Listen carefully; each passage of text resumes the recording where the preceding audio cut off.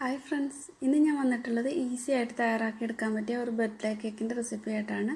വളരെ എളുപ്പത്തിൽ ഉണ്ടാക്കി എടുക്കാം. അതുപോലെ ഇത് ഓവൻ ഇല്ലാതെയാണ് ചെയ്തിട്ടുള്ളത്. ഇതിൽ മുട്ടയും ചേർത്തിട്ടില്ല. അപ്പോൾ ഇത് എങ്ങനെയാണ് തയ്യാറാക്കുന്നത് നോക്കാം. അതിനു മുമ്പായിട്ട് ഹംലൂസ് കിച്ചൺ ആദ്യമായിട്ട് ആരെങ്കിലും കാണുന്നുണ്ടെങ്കിൽ ഒന്ന് സബ്സ്ക്രൈബ് ചെയ്തേക്കണേ. എന്നിട്ട് തൊട്ടടുത്ത് കാണുന്ന ബെൽ ഐക്കൺ കൂടെ പ്രസ് ചെയ്തിട്ട് ഓൾ എന്നുള്ള ഓപ്ഷൻ സെലക്ട് ചെയ്യാനും മറക്കല്ലേ. അപ്പോൾ ഈ കേക്ക് എങ്ങനെയാണ് തയ്യാറാക്കുന്നത് നോക്കാം. ഇതിനായിട്ട് ഞാനിവിടെ ഗ്ലാസ്സിലും അളന്ന് കാണിക്കുന്നുണ്ട്, അതുപോലെ കപ്പളവും സ്പൂണിലുള്ള അളവും പറയുന്നുണ്ട്. ഞാനിവിടെ 12 ടേബിൾ സ്പൂൺ മൈദ എടുത്തിട്ടുണ്ട്. ഇതേപോലെ ചായ കുടിക്കുന്ന ഗ്ലാസ്സിൽ ഒരു ഗ്ലാസും 2 സ്പൂണും കാണും. അതുപോലെ 250 ml കപ്പിലാണെങ്കിൽ 1 കപ്പ് മൈദ ഉണ്ടാവും. ഇതേപോലെയുള്ള സ്റ്റീലിൻ്റെ വലിയ സ്പൂണിലാണ് അളന്നിട്ടുള്ളത്. ഇതൊരു 12 സ്പൂണുണ്ട്.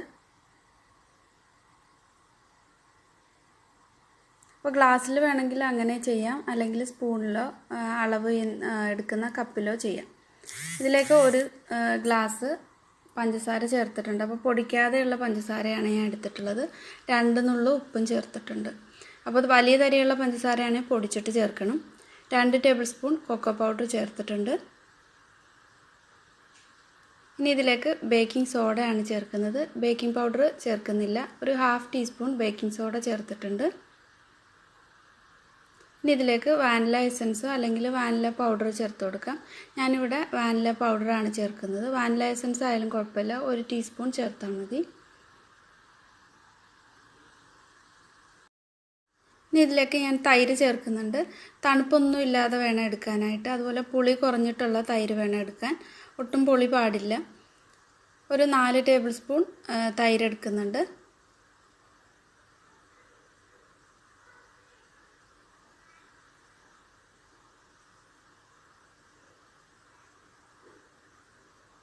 ഇനി ഇതിലേക്ക് നല്ല ചൂടുള്ള വെള്ളം ചേർത്ത് കൊടുക്കാം. 1 ഗ്ലാസ് വെള്ളം ചേർക്കുന്നുണ്ട്. അപ്പോൾ കപ്പിലാണെങ്കിൽ 1 കപ്പ് തികച്ച് വേണ്ട, അതിൽ നിന്ന് ഒരു 2 ടേബിൾ സ്പൂൺ കുറവ് ചേർത്താൽ മതി. അതുപോലെ ഒരു 1/4 glass vegetable oil, sunflower oil ചേർത്തിട്ടുണ്ട്. ഒരു 1/4 ഗ്ലാസ് എന്ന് പറയുമ്പോൾ 4 ടേബിൾ സ്പൂൺ കാണും. വെള്ളം ചൂടോടെ തന്നെയാണ് ചേർത്ത് കൊടുത്തിട്ടുള്ളത്. എന്നിട്ട് ഇത് നന്നായിട്ടൊന്ന് മിക്സ് ചെയ്തെടുക്കാം. കട്ടയില്ലാതെ തന്നെ മിക്സ് ചെയ്തെടുക്കണം. അതുപോലെ ഫോർക്ക് ഉപയോഗിച്ചിട്ടോ സ്പൂൺ ഉപയോഗിച്ചിട്ടോ മിക്സ് ചെയ്തെടുത്താലും മതി. അപ്പോൾ ഇതെല്ലാം കൂടെ നന്നായിട്ട് മിക്സ് ചെയ്തെടുത്തിട്ടുണ്ട്.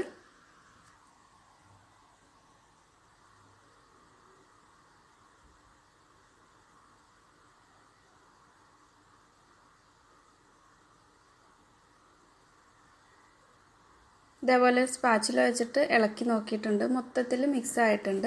ഇനി ഇത് ഞാൻ ബേക്ക് ചെയ്യാൻ വേണ്ടിയിട്ട് 6 ഇഞ്ചിൻ്റെ അളവിലുള്ള ഒരു പാത്രമാണ് എടുത്തിട്ടുള്ളത്.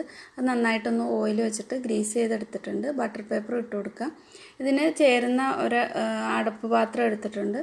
അപ്പോൾ ഇത് നേരിട്ട് തന്നെയാണ് ഒരു അയണിൻ്റെ തവയുടെ മുകളിലായിട്ട് വെച്ച് കൊടുക്കുന്നത്. അല്ലാതെ നോൺ സ്റ്റിക്കിൻ്റെ അല്ലെങ്കിൽ അലുമിനിയം പഴയ പാത്രം ഉണ്ടെങ്കിൽ അതിലേക്ക് വെച്ചിട്ട് ഇത് കേക്ക് ടിൻ ഇറക്കി വെച്ച് ബേക്ക് ചെയ്തെടുത്താലും മതി. ഞാനിപ്പോൾ നേരിട്ട് തന്നെ തവയുടെ മുകളിലായിട്ട് വെച്ച് കൊടുത്തിട്ടാണ് ഇത് ബേക്ക് ചെയ്യുന്നത്. നന്നായിട്ടൊന്ന് ടാപ്പ് ചെയ്തിട്ട് എയർ ബബിൾസ് ഒക്കെ ഉണ്ടെങ്കിൽ ഒന്ന് പുറത്ത് പോകാൻ വേണ്ടിയിട്ട് നന്നായിട്ട് ടാപ്പ് ചെയ്ത് കൊടുത്തിട്ടുണ്ട്. ഇതേപോലുള്ള ഒരു അയണിൻ്റെ ഒരു തവയാണ് എടുത്തിട്ടുള്ളത്. നന്നായിട്ടൊന്ന് ചൂടാക്കിയിട്ട് ലോ ഫ്ലെയിമിലേക്ക് വെച്ച് കൊടുക്കാം. ഒരുപാട് ഫ്ലെയിം കൂട്ടിയിടരുത്. മീഡിയത്തിനും ലോയ്ക്കും ഇടയ്ക്ക് വേണമെങ്കിൽ വെച്ച് കൊടുക്കാം. പക്ഷേ നമ്മൾ ചെക്ക് ചെയ്യണം, ഒരുപാട് ഫ്ലെയിം കൂടാൻ പാടില്ല. എന്നിട്ട് നേരെ തന്നെ വെച്ച് കൊടുത്തിട്ടുണ്ട്. ഇനി ഇതിൻ്റെ മുകളിലായിട്ടൊരു വെയിറ്റ് വെച്ച് കൊടുക്കുന്നുണ്ട്. ഞാനിപ്പോൾ ഇതേപോലുള്ള നമ്മൾ ഇടിക്കുന്ന ആ ഒരു ഇതാണ് വെച്ച് കൊടുത്തിട്ടുള്ളത്. 45 മിനിറ്റാണ് ഈ കേക്ക് ബേക്ക് ചെയ്യാൻ വേണ്ടിയിട്ട് എടുക്കുന്നത്. അപ്പോൾ ഓവനിലാണെങ്കിൽ 180 ഡിഗ്രിയിൽ ബേക്ക് ചെയ്തെടുത്താൽ മതി. ഇനി ഇതിനേക്ക് ഞാനൊരു ചോക്ലേറ്റിൻ്റെ ഒരു ഗനാഷ് റെഡിയാക്കുന്നുണ്ട്. അപ്പോൾ 1 ഗ്ലാസ് ചോക്ലേറ്റ് ചിപ്സും അതിലേക്ക് 1/2 ഗ്ലാസ് വിപ്പിംഗ് ക്രീമും എടുത്തിട്ടുണ്ട്. അപ്പോൾ വിപ്പിംഗ് ക്രീം ഇല്ലെങ്കിലും കുഴപ്പമില്ല, പാല് ചേർത്ത് കൊടുത്താൽ മതി. ഇത് നന്നായിട്ട് ചൂടാക്കിയിട്ട് ചോക്ലേറ്റിലേക്ക് ഒഴിച്ചു കൊടുത്തിട്ടുണ്ട്. എന്നിട്ട് നന്നായിട്ടൊന്ന് മെൽറ്റ് ചെയ്തെടുക്കാം. അപ്പോൾ നന്നായിട്ട് മെൽറ്റ് ആയിട്ടില്ലെങ്കിൽ കുറച്ച് തിളച്ച വെള്ളത്തിലേക്ക് ഈ ബൗളൊന്ന് താഴ്ത്തി വെച്ച് കഴിഞ്ഞാൽ പെട്ടെന്ന് തന്നെ മെൽറ്റായി കിട്ടും. അപ്പോൾ ക്രീം ഇതിലേക്ക് ഒരു നല്ല ചൂടോടെ വേണം ഒഴിച്ചു കൊടുക്കാൻ. തിളച്ച് പോകാതെ വേണം ഇത് ചൂടാക്കി എടുക്കാനായിട്ട്. ഇതേപോലെ ഒന്ന് മിക്സ് ചെയ്ത് കൊടുക്കുമ്പോൾ തന്നെ നന്നായിട്ടൊന്ന് മെൽറ്റായി കിട്ടും. അപ്പോൾ ഇത് ചോക്ലേറ്റ് ചിപ്സ് ആയതുകൊണ്ട് പെട്ടെന്ന് തന്നെ മെൽറ്റായി കിട്ടും. അല്ലാതെ ചോക്ലേറ്റ് ആണ് എടുക്കുന്നതെങ്കിൽ കുറച്ച് നേരം എടുക്കും. അപ്പോൾ ചൂട് നല്ല തിളച്ച വെള്ളത്തിൻ്റെ വെള്ളത്തിലേക്ക് ഇത് ബൗൾ ഇറക്കി വെച്ചാൽ മതി. അപ്പോൾ 45 മിനിറ്റ് കഴിഞ്ഞിട്ടുണ്ട്. ഇനി ഇത് തുറന്ന് നോക്കാം.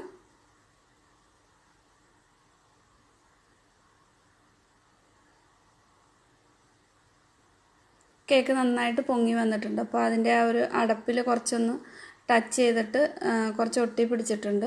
അത് ആ കേക്ക് ടിന്നിൻ്റെ വലിപ്പം അനുസരിച്ചിട്ട് അതുകൊണ്ടാണ്.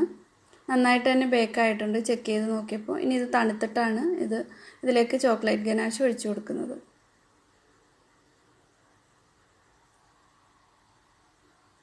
കേക്ക് ടിന്നിൻ്റെ താഴൊന്നും ഒട്ടി പിടിച്ചിട്ടൊന്നുമില്ല, ഒട്ടും ഒട്ടി പിടിച്ചിട്ടില്ല. നന്നായിട്ട് തന്നെ ബേക്കായിട്ടുണ്ട്.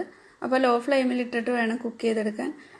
ഓരോ ഫ്ലെയിം അനുസരിച്ചിട്ട് കുറച്ച് വ്യത്യാസമൊക്കെ ഉണ്ടാവും. ചിലപ്പോൾ 45 മിനിറ്റ് കഴിയുമ്പോൾ ചിലപ്പോൾ കുക്കായെന്ന് വരില്ല. അപ്പോൾ ഒരു 50-55 മിനിറ്റ് വരെയൊക്കെ വെച്ച് നോക്കണം. ഒന്ന് ചെക്ക് ചെയ്തിട്ട്. എന്തായാലും 45 മിനിറ്റ് കഴിയാതെ തുറന്ന് നോക്കരുത്. നല്ല സോഫ്റ്റ് ആയിട്ടുള്ള ഒരു കേക്കാണ്. അപ്പോൾ ഇത് തണുത്തിട്ടുണ്ട്. ഇതിൻ്റെ മുകളിലായിട്ട് ചോക്ലേറ്റ് ഗനാഷ് കൊണ്ട് ഒന്ന് ഡെക്കറേറ്റ് ചെയ്തെടുക്കാം. അപ്പോൾ ഈ ഗനാഷ് ഒരു ചെറിയൊരു ചൂടോടെ നമുക്ക് കൈ തൊട്ടാൽ തൊടുമ്പോൾ ഒരു ചെറിയൊരു ചൂട് മാത്രം ഉണ്ടാകുന്ന ആ സമയത്ത് എടുത്ത് കേക്കിലേക്ക് ഡെക്കറേറ്റ് ചെയ്യുകയാണെങ്കിൽ ഒന്ന് ഒഴിച്ചു കൊടുത്താൽ മതി. ഇതിപ്പോൾ കുറച്ച് തണുത്തിട്ടുണ്ട്. നന്നായിട്ട് തണുത്തിട്ടാണ് ഞാനിങ്ങനെ സ്പാച്ചില വെച്ചിട്ട് ഇങ്ങനെ ഒന്ന് സ്പ്രെഡ് ചെയ്ത് കൊടുത്തിട്ടുള്ളത്.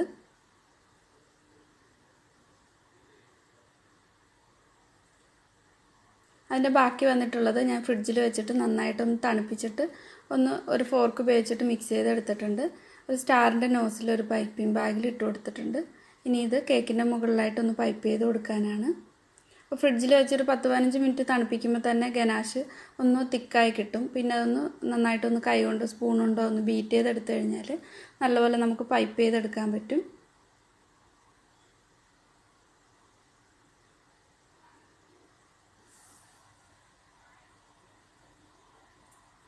കേക്കിൻ്റെ മുകളിലായിട്ട് പൈപ്പ് ചെയ്ത് കൊടുക്കാം.